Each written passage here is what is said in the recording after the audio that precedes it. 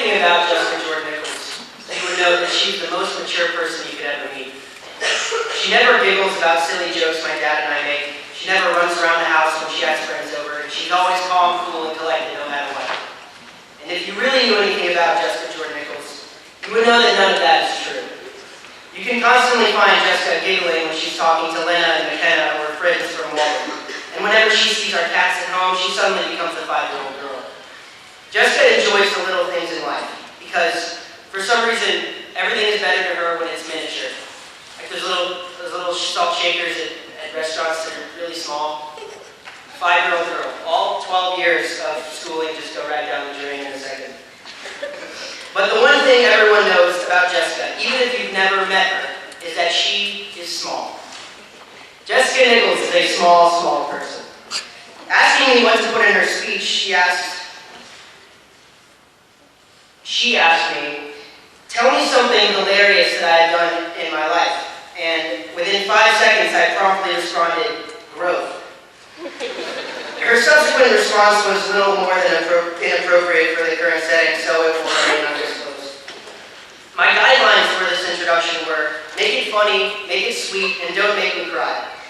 I think I've done 2 of those, and I've almost achieved all 3 of them. Jessica Nichols is ambitious, beautiful, and funny. You can always find her singing, and you can always find her smiling. And I know that she will be a great addition to the campus of Butler University next year. And now, coming in at a mere 5'2", Miss Jessica Nichols.